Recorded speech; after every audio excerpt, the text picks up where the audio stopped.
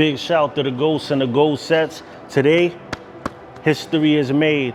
I made it full interview on Outlaw Biker magazine.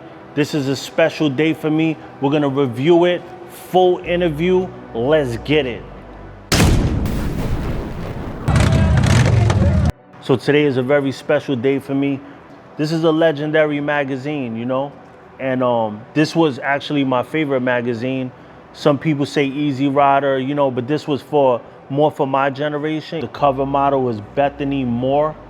You know how Outlaw Biker always has the tattoo chicks and stuff like that. They're owned by Tattoo Media Inc. now.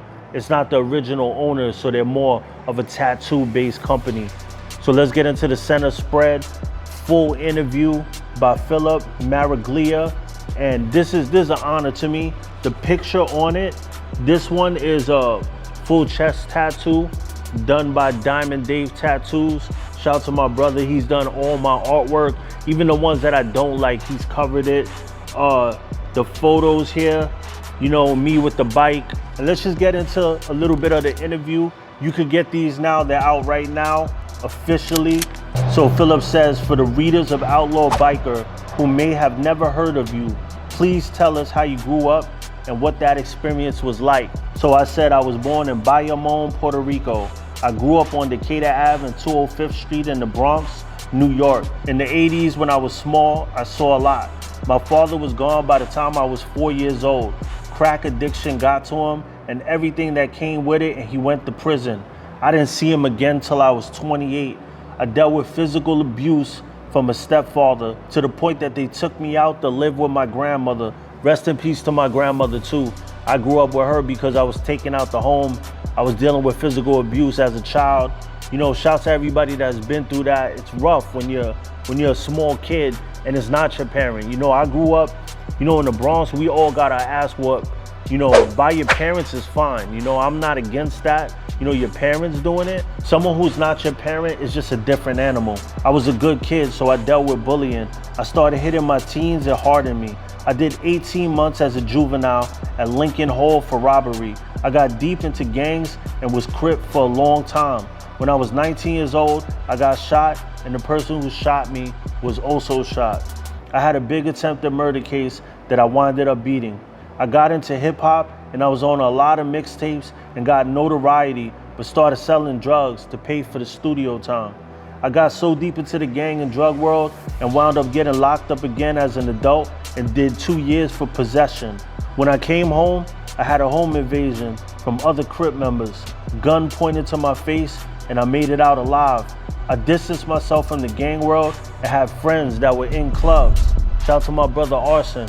Just came from a picnic, his son's birthday party. He was the one, you know, who got me into the clique. Shout out to everybody in the clique, click, click, boom. I had a rough upbringing. That's why I started my company, Demons Row, to teach about the biker world and how it saved me. And you know, people say that outlaw motorcycle clubs are gangs. And I've said this before and I will always say it. I stopped getting in trouble with the law when I became an outlaw. I stopped getting in trouble with the law when I started riding. I mean, I literally had a whole life of crime, a pretty long rap sheet. You know, nothing too crazy, selling drugs, robbery, that type of stuff. As a young kid in the Bronx with no money, this is what we did to get money. He said, I noticed your Demons Row TV page on YouTube has over 100,000 subscribers. How did you build your page to the height that it's at? Do you have a team that works on the page, or is it all just you? If only I did. I said I built it organically, no help. I do the video editing, concepts, graphics, promotion, everything. I watched the Gary Vee video and he said if someone took the time out their day to watch your shitty video and you're not responding to them, you will lose. And I really believe that. It's all about appreciation at the end of the day. You gotta appreciate the people that are there for you. It's hard sometimes, but I appreciate the people who take the time out their day. They made my dream come true. The least I could do is say thank you. I built a community. People tell me I'm a big fan. I say I don't have fans, just ghosts and ghost sets, family. And I really mean that. Like, everybody knows, like, I never once called anybody like a fan of my show or anything like that. It's ghosts, ghostess, people that support, people that rock with me, people that been there for me.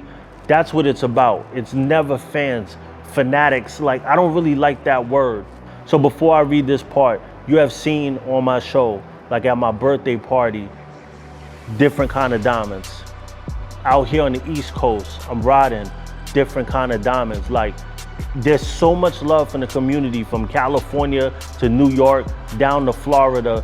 It's all love, you know what I mean? Anybody who ever says something negative is a troll, you know what I mean? It's never been like to my face, like someone telling me that they didn't like something or whatever. It's always been love. So I told them I dealt with trolls and I created the Keyboard Warriors MC as a joke back on them. In real life, the love in the community is amazing. I never do hit pieces on clubs and expose how the government spins the media to make clubs look worse. And if you watch Demons Row TV at all, you know not one time, like there's situations where I could do a total hit piece on a club and I never do it. I'll talk about someone's case, they're getting ratted on. I don't even bring up the people that ratted on them because I don't want to open up that can of worms, because if I say this one's a rat, your favorite club got rats in it too. Now I'm telling you about your favorite club, the rats that are in your club. It gets deep. The rabbit hole gets deep. So I don't get into it. I let the streets keep the street stuff there, and I just talk about the surface stuff. He said, I checked out the website, www.demonsroad.com, and the site is amazing. From club history to merchandise, to movie reviews to interviews, there's a little something for everyone. Did you ever envision Demons Row would grow into the media empire that it is today? So what did I say? I said, yes. My ultimate vision is to do films, comic books, and video games and bring honor to the culture. I want to be the Rob Zombie of MC culture. And what that means is, when I say Rob Zombie, is to do films about the culture. And you know, Rob Zombie has, you know, the horror films and stuff. So he dominated that genre with the music and the films. So what I want to do is biker films, and I have a solo project, Ghostaveli. We're working on it now. I've been talking about it for like 2 years, but we're literally in the process right now. I got a book that I finished writing, so we're gonna deal with publishers and editing and all that stuff. So all of that is coming soon. So if you want the full Outlaw Biker magazine that I'm on right now, the link will be in the description. We also have the Ride More, Politic Less hats on, and I just wanted to discuss that a little bit, because you have your people that are saying, they're thinking of it in a political sense, as in Democrat, Republican. When I say ride more, politic less, it means ride with your brothers, ride with your loved ones, and the club politics. Forget about positional value. Forget about one-upping somebody. Let's just ride more and politic less. If you enjoyed this video, we got another video where I break down my whole bike. That'll be linked above. And thank you for tuning in to Sose The Ghost TV, which is sponsored by Demons Row, the holy grail of MC culture. Like, subscribe, and comment. And yeah, we ghosting, baby.